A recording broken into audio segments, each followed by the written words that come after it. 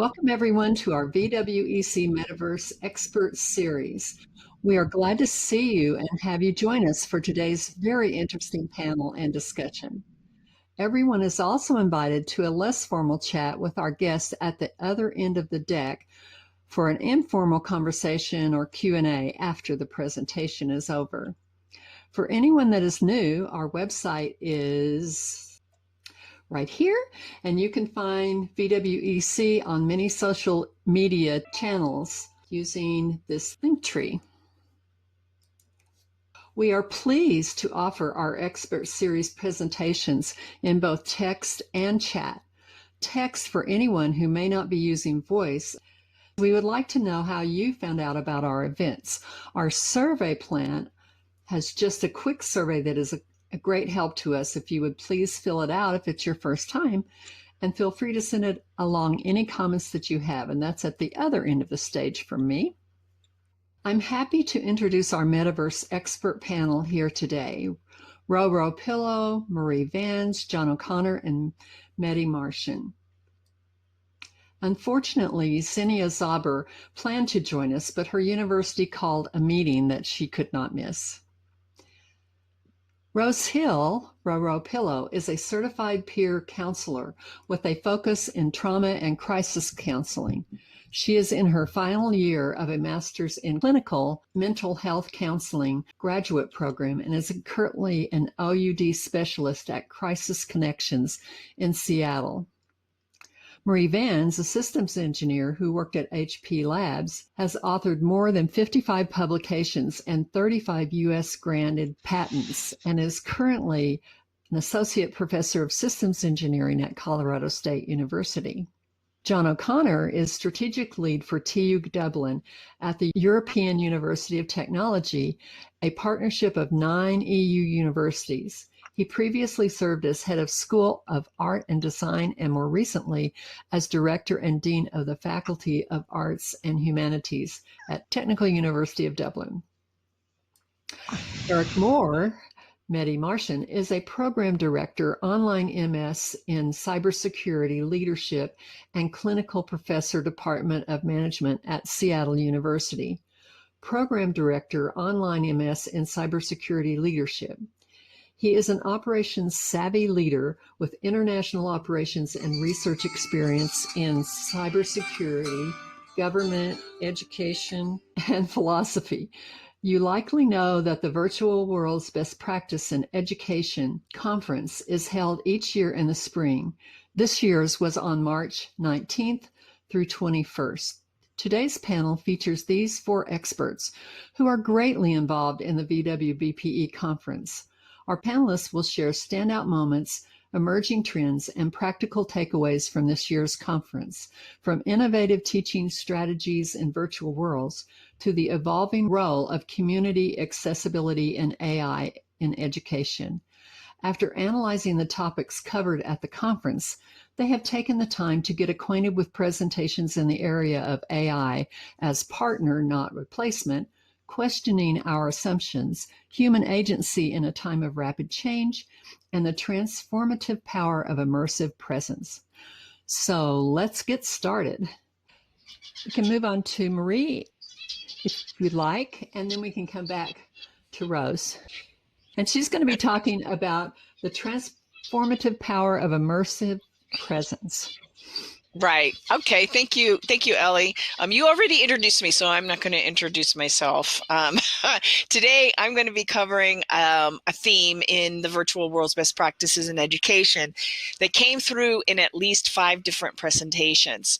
It's the transformative power of immersive presence, which was touched on by 2 of our keynotes, Philip Rosdale, who is a Second Life co-founder, and Mark Childs, who's a senior learning designer at Durham University, as well as by Delia Lake, Marcel Mosswood, and Day Miami. So Philip Rosdale framed presence as the reintroduction of constraints. That means that immersive digital environments deliberately bring back limits, friction, and rules that normally exist in the physical world. After those constraints were removed by earlier digital media, In virtual worlds, this means being in one place at one time with real attention. And if we compare that to social media like Twitter, a virtual world actually forces you to show up, which ends up changing behavior. So Mark Childs deepened this with philosophy. Presence is not a technical state, but a shift in consciousness. Drawing on Heidegger's concept of Dasein, or being there, he argued that true immersion means recognizing that every other avatar has an inner world. So together they established a working definition here. Immersive presence is the moment a digital environment stops being watched and starts being lived. Or another way of putting it, it's the state in which a virtual environment shifts from something you observe to something you inhabit. Where technology becomes invisible, the space feels real, and actions, emotions, and identity carry genuine weight. Philip Rosdale observed that when people give full attention to others in a shared virtual space, their behavior shifts. People become calmer, more patient, and noticeably kinder. So this acts as a kind of antidote to what he calls attention hacking, scroll culture, where distraction is the default. One important psychological mechanism here is perspective. In immersive environments, we often see ourselves alongside others, almost like a third-person camera view. Rosdale described this as visually confirming that we are together. That awareness creates accountability. When people see themselves as part of a shared situation, they behave better. They collaborate more effectively, and they even reach agreement more easily. But Mark Childs added another layer with the concept of attunement.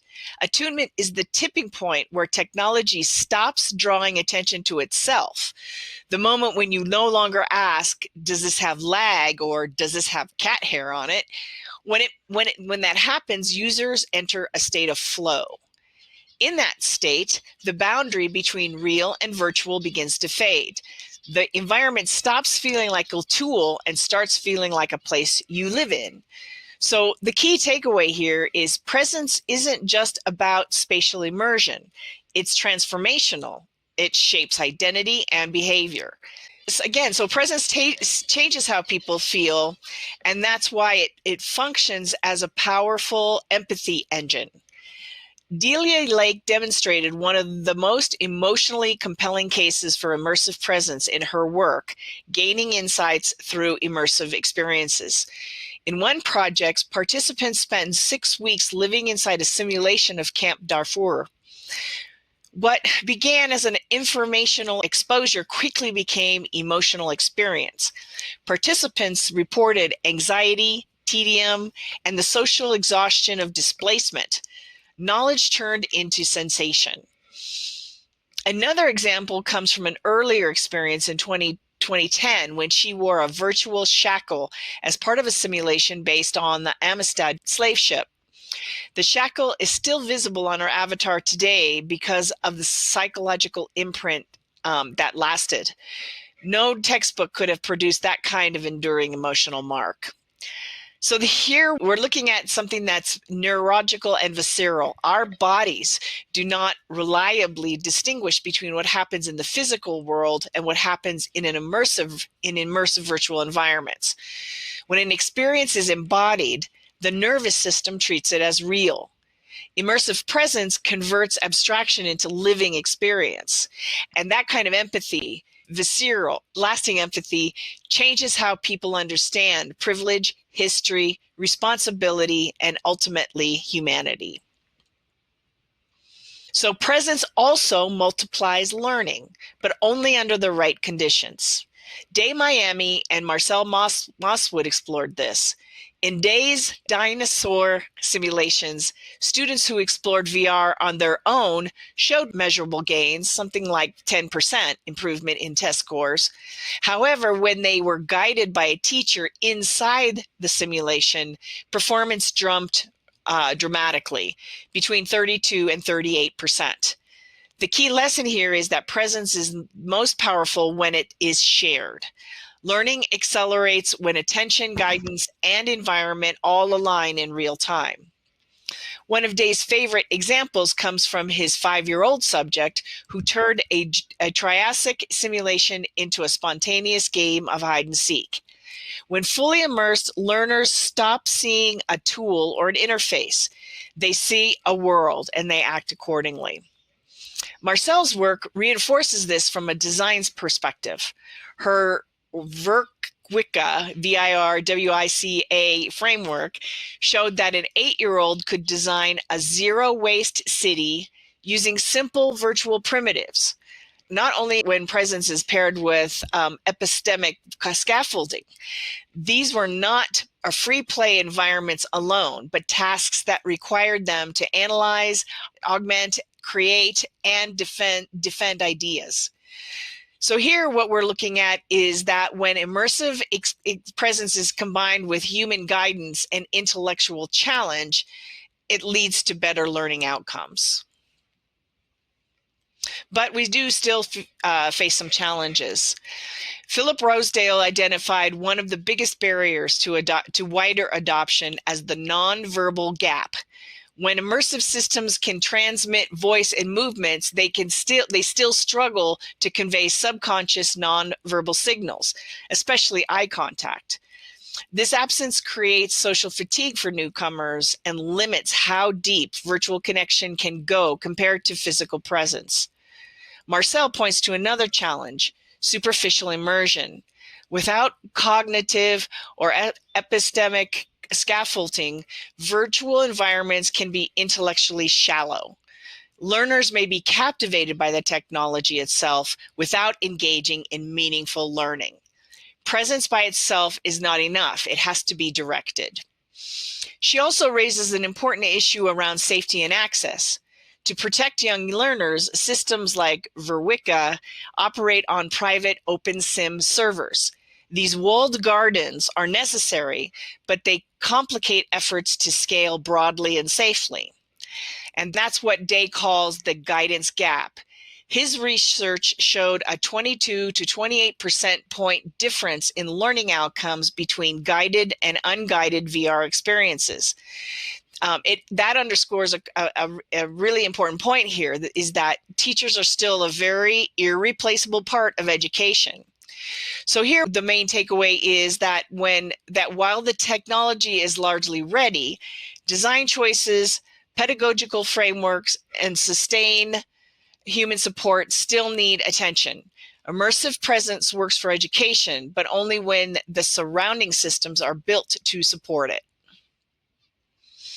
So where does all of this lead? Philip Rosedale's vision pushed beyond AI trained in isolation on static databases, what he famously compared to as a kind of golem-like intelligence. Instead, he imagines AI raised with immersive communities, taught by us in our classrooms and shared worlds. In that future, virtual worlds become classrooms not just for humans, but for the next generation of intelligence itself. That's a very interesting idea. Using AI to train it, to use these spaces to train itself. VWICA offers a parallel vision centered on global agency. Here, students learn about the UN's Sustainable Development Goals, and they use immersive presence to prototype solutions collaboratively. Zero waste cities, sustainable energy systems. These are rehearsals for real world actions conducted in a virtual testbed. Day's work shows how presence collapses geography altogether. A student in Vietnam and a student in Arizona co-creating ghost dinosaurs together might sound playful, but it's also significant. Presence eliminates distance and fosters genuine creative partnership in ways that discussion forums or video calls just can't replicate. Across all the sessions, a common destination emerges. Immersive presence is the foundation for trust, empathy, learning, and collaboration. All the things that the digital age has been missing, even as it's scaled information exponentially, right? We're talking about social media there. And And I want to close where Mark Childs brought us full circle. The human desire to inhabit stories together is ancient, as old as theater itself. What virtual worlds now offer is not escape, but return, the chance to inhabit a story together with a lived body in a shared space. And with that, I yield my time. Thank you so much, Marie. I think if Rose is ready, we can move back to her. Thank you so much. Sorry for the change in order. Great. So I'm glad to be here today. And the theme I'm going to cover is AI as partner, not replacement. And I do want to be clear at the beginning that not all of the 13 talks that I reviewed for this fully embrace that partnership. Some were more questioning whether that partnership should exist at all. Some were raising alarms. And I think that's actually more interesting and maybe more real than if everyone agrees. So what I'm going to share is really a kind of bird's eye view of the themes that came out of these different talks and what this community is thinking about AI. Because I reviewed so many talks for this, I decided to approach this by making word clouds. The first looks at the language the presenters actually used to describe AI. So the metaphors, the framings, what they called it.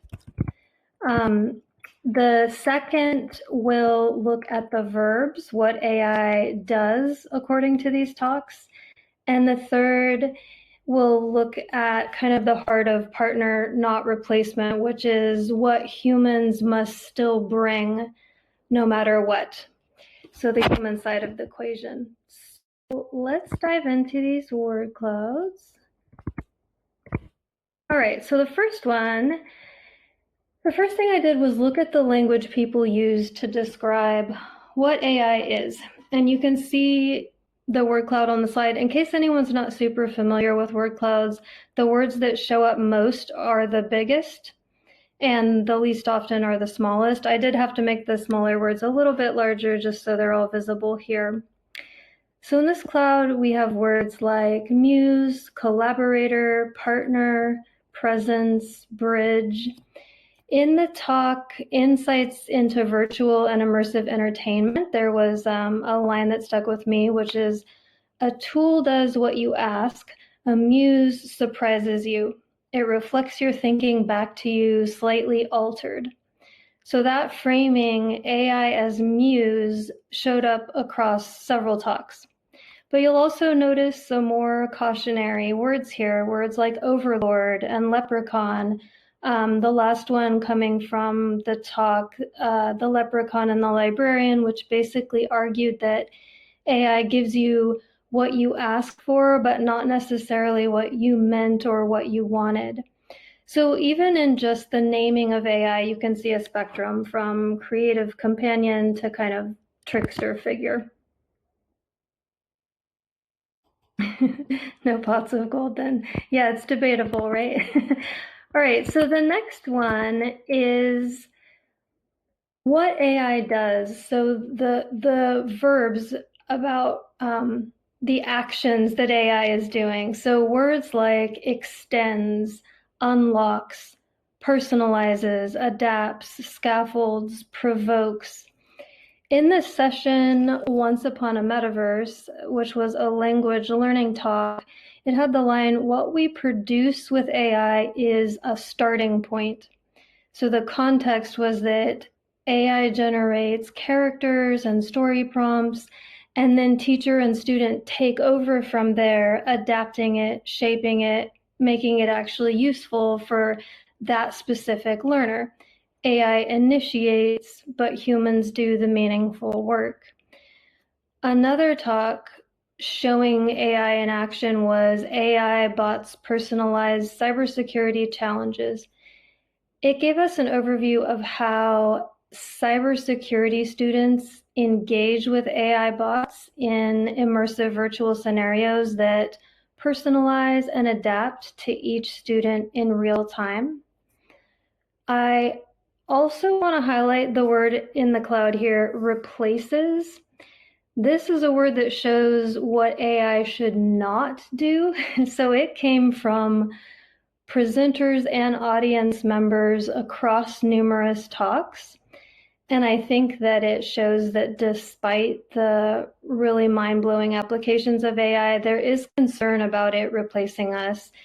In essence, this verb was highlighting the idea that we need to be mindful not to let AI do what we should be doing ourselves. Okay, so let's take a look at this last word cloud.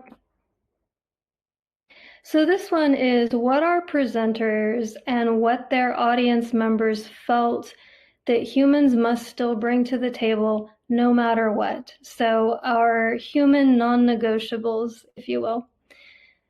The most common words here were things like critical thinking, creativity, intention, meaning making, lived experience, authorship, agency, ethics.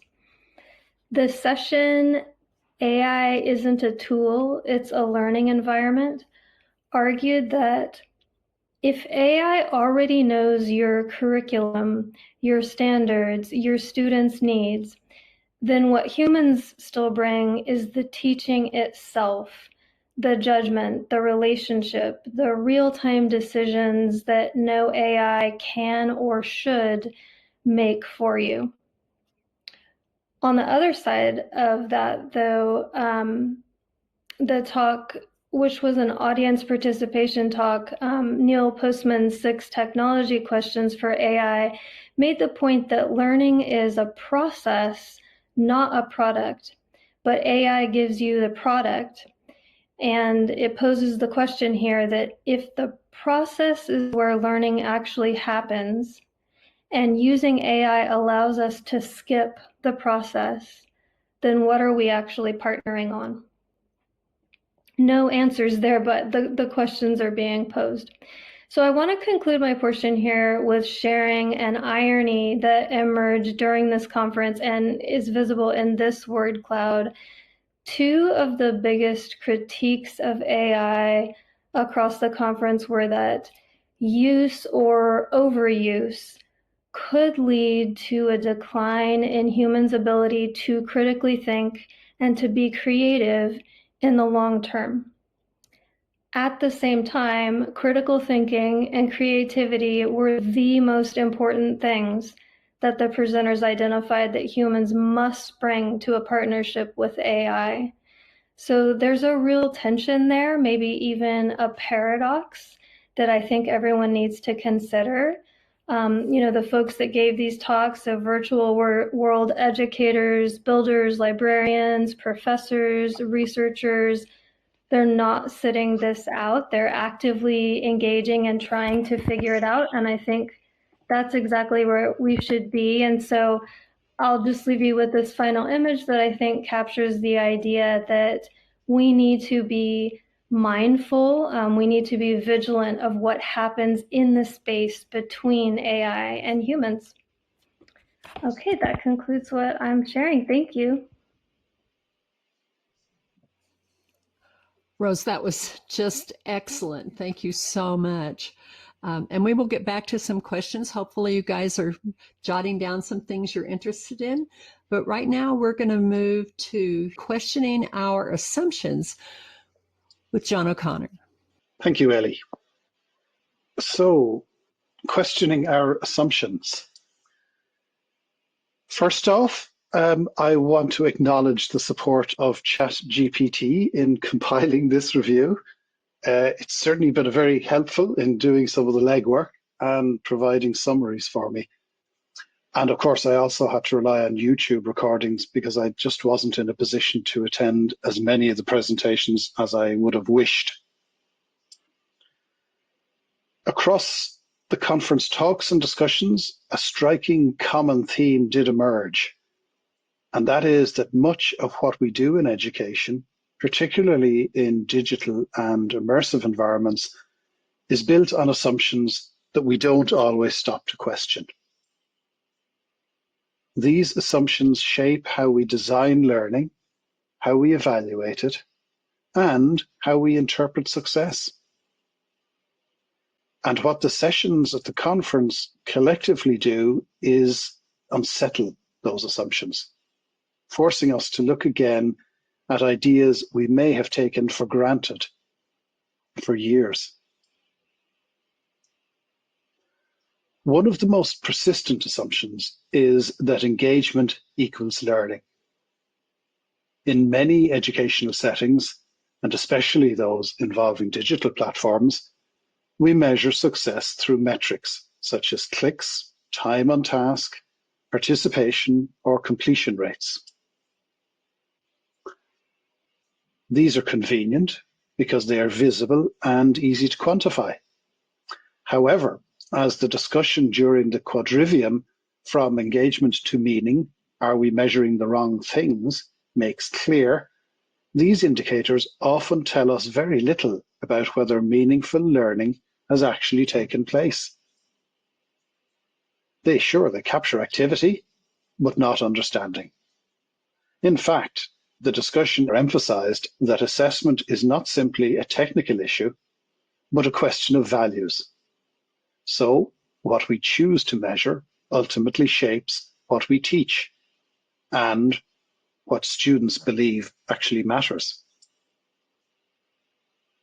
If we prioritize measurable engagement, we risk designing environments that reward surface interaction rather than deep learning.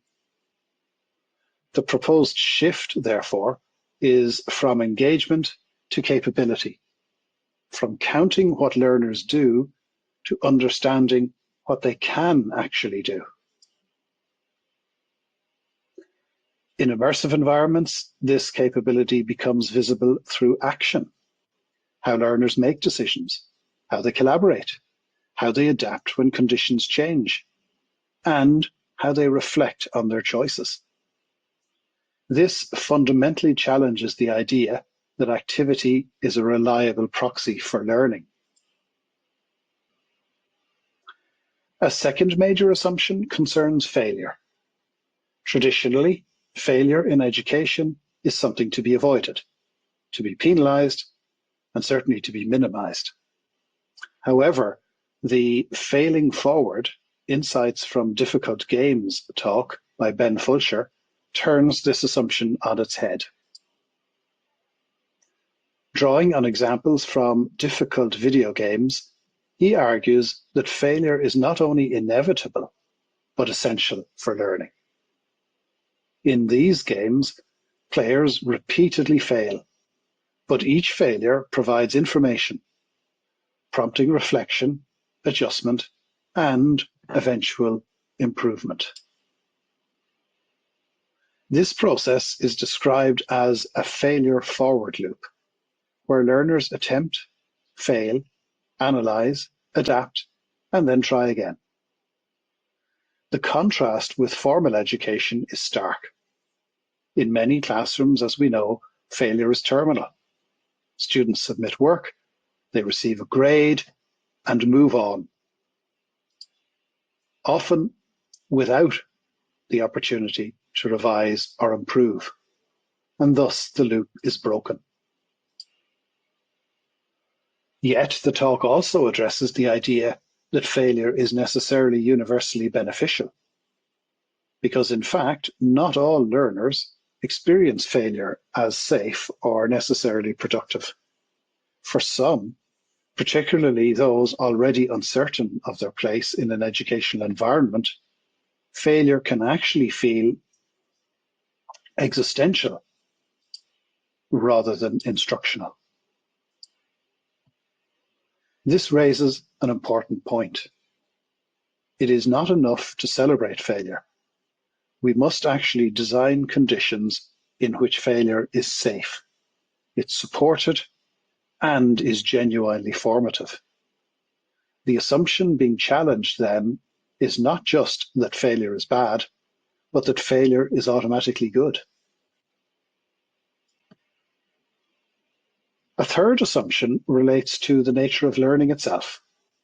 In Emergent Education as Metaplay, Bernell Verster critiques the traditional model of education as the delivery of content to passive learners, a model where knowledge is transmitted and students are expected to absorb it.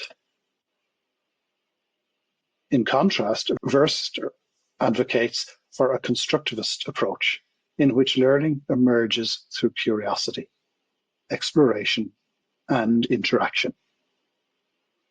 Drawing on ideas from game design, she introduces the concept of emergent learning, where outcomes are not fully predetermined, but arise from dynamic interplay between learners and systems. In such environments, students are not merely recipients of information, they are active participants who create meaning. They test ideas, and they explore possibilities. This reframes education as something less controlled and more open-ended, where play and experimentation are central rather than peripheral. The underlying assumption that is questioned is that learning must be structured, linear, and tightly managed. Instead, Verster suggests that it is some of the most powerful learning which occurs when learners are given the freedom to explore without rigid constraints. Another assumption that comes under scrutiny is the belief that greater realism in digital environments leads to better learning. The discussion of the uncanny valley challenges this idea by showing that highly realistic avatars and environments can actually hinder engagement and learning. In Welcome to the New Uncanny Valley, Virginia Dickinson proposes that when digital representations become almost, but not quite, human, they can create discomfort and cognitive dissonance. This can distract learners and increase cognitive load, reducing their ability to engage deeply with the material. In contrast, more stylized or abstract representations often provide a more effective learning environment. They allow learners to project themselves into the experience, to imagine and to engage creatively without being distracted by imperfections in realism. There is, in other words, a sweet spot between abstraction and realism, where learning can be most effective. This challenges the assumption that technological progress, understood as increasing visual fidelity, automatically translates into educational improvement. Finally, Ryan Schultz's keynote directly addresses the assumptions underlying the concept of the metaverse itself. His argument in Your Metaverse is Too Small is not about technical limitations, but more about conceptual ones. Referring to Andy Fidel, founder of Spatial Networks, as his inspiration, he starts off by quoting her. She says, "We've got to find new ways of measuring success when it comes to connection. Every social metric measures visibility, impressions, clicks, followers. That's activity, not authenticity. I'm done chasing mass engagement and empty distribution, because connection isn't content, it's presence."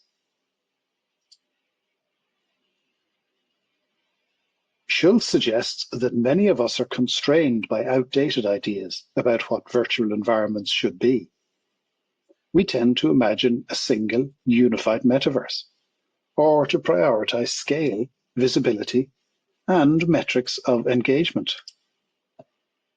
He argues that the future actually lies in smaller, more focused communities built around genuine human connection. He critiques the common assumption that if we build a platform, users will naturally come, pointing out that many virtual initiatives fail because they do not adequately consider purpose, accessibility, or user experience. In particular, steep learning curves between technology and educational goals can exclude learners rather than empower them. This shifts the focus from technology to use, from what a platform can do to why it should be used at all. Taken together, these talks suggest that the real challenge in contemporary education is not simply adopting new technologies, but rethinking the assumptions we bring to them. Engagement is not the same as learning. Failure is not inherently negative or positive. Learning is not merely the absorption of content. Realism is not always beneficial. And technology does not guarantee meaningful outcomes. What emerges instead is a more complex, nuanced understanding of learning as something that is active, contextual, and deeply tied to design choices and values. Perhaps the most important insight is that the greatest barrier to innovation is not a lack of tools, but actually a failure to question the assumptions that shape how we use them. As virtual worlds and AI become more prominent, there is a risk that we simply reproduce old models in new forms. The real opportunity lies in doing something more radical, using these environments to rethink what learning is, how it happens, and how we recognize it. In that sense, questioning our assumptions is not just an intellectual exercise. It is a necessary step if we are to move from surface-level innovation to genuinely transformative educational practice. Thank you. I hand back to Ellie. Oh, wow, John, you gave us a lot to think about with that, and so many things that we probably could talk about for an hour or two. But we will move on to human agency in a time of rapid change with Medi Martian. Thanks, Ellie. I really appreciate being part of this panel because it's pulling out, I think, some of the key characteristics of the VWPE workshop, and it's really dealing with, in many senses, our own identities and how we're being transformed by the interactions that we have, and how things come out differently, not just in the things that we do, but in who we are at the end of it. And I thought that was evident in the theme and idea of preserving our ability to create from scratch with Marley Milena, also Neela Miller. And the idea there really is profound in that we're thinking, can we really create? Will children continue to draw? And I like the fact that they did the physical exercise with crayons and paper. You know, what will people draw? How can people do it? Comparing that to what people create digitally in terms of interaction. So there's this idea between digital versus maybe physical or original creation that I think is a key point. And then there's also the hybrid assessment, that we can look at what we're creating in a digital world and have that satisfaction in that space. And then there's also the idea of, being in the physical space, not necessarily that one's more authentic than the other, but that in this physical space, we still retain needs to be creative, to express, to be empowered to do things in the physical world, and in many senses, not losing that capability. And the teaching implications are also discussed in this particular presentation. The idea of how do we pass on those skills, those abilities, those sometimes, I mean, if we think about it as art, those joys of life, to be able to do those things in the real world. So there's a great quote. I'm sorry, I can't remember the artist who said this, but it was a quote that he was looking around at some of the modern art that was going on, and he said, it seems like to a certain degree in art, we've lost the joy of just drawing pictures of each other in some sense.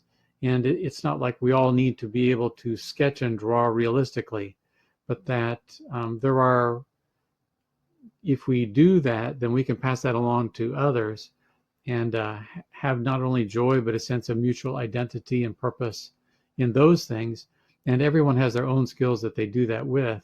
It can immerse in the physical world or not, but a lot of that has to do with, I think in the presenters here, the idea of staying human and realizing that when we're in these worlds, we are interacting.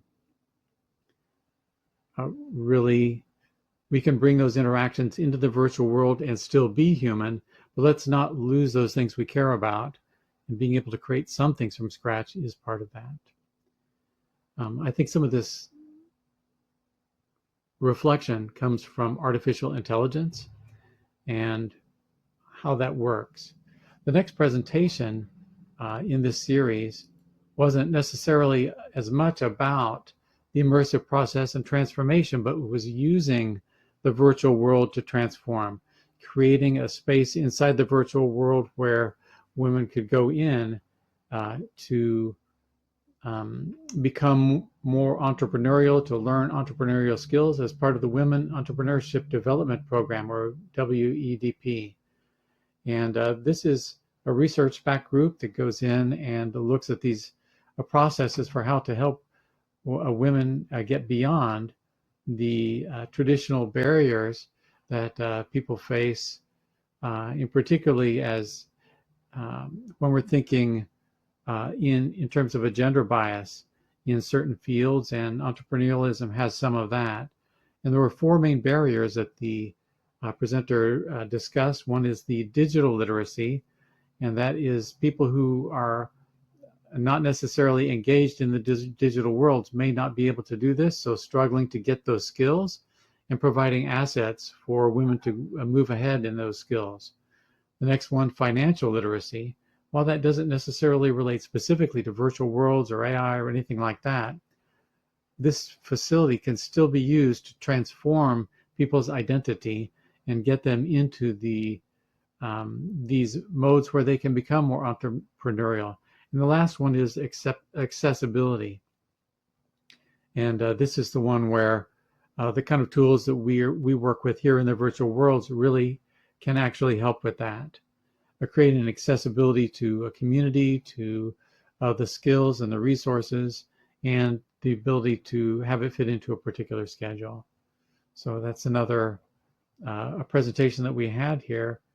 And I think the presenters, S. Josie and Smith, who's also Smitha Josie, and Katyat, who is also Katyat Sandhya, were also really interested in the results. And so they published some results that have significant gains in digital competence, financial understanding, and entrepreneurial confidence. The next section that I'm reporting on here today is the evolution of imagination therapy eye effect, and it's by the presenter iEclectic, all of course on EYE, the eye. And I think this one again is about really exploring human identity and how human identity is changing over time. And the author really shares how creating a laboratory and platform for real world community and the ability to engage in that in a creative way is what makes the experience so valuable. It's that human experience we're having there in it. And so part of it was the redevelopment of a park named Nimesila Park in Canton, Ohio.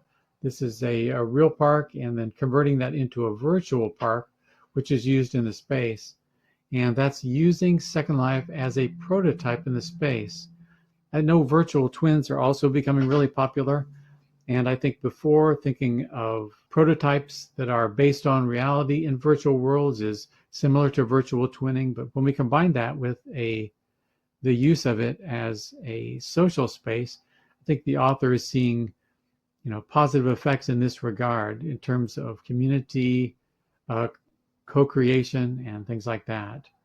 The second big takeaway is perhaps the butterfly effect exhibit, which is more immersive and getting into the natural cycles of environmental laboratory space and seeing things in that space.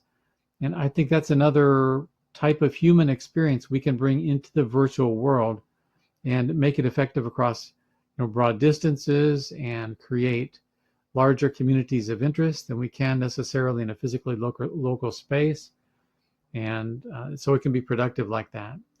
The next one is Seeds of Infinite Peace, dealing with a bill dealing with heirloom seeds and covering people from over 50 countries sharing their thoughts and bringing things together on heirloom seeds. The last one was The Love Train, which is a vision to transform abandoned rail corridors into storytelling hubs, blending urban garden, art, and philanthropy, all together in this digital Second Life space. I think these types of eclectic engagements, pulling people together into communities from across a broad range of things, aren't necessarily just virtual worlds, but other social media type things can be used to engage those types of communities. And I think Eclectic also engage those types of things. In many ways, the identity we're talking about in this presentation has a lot to do with the identity of being in a community and engaging that. And this is more purely a virtual world empowerment that is being discussed by Eclectic. The last one, I think, was a wide-ranging discussion. This is the Quadrivium 2, Educating for Uncertainty, Not Just Competency.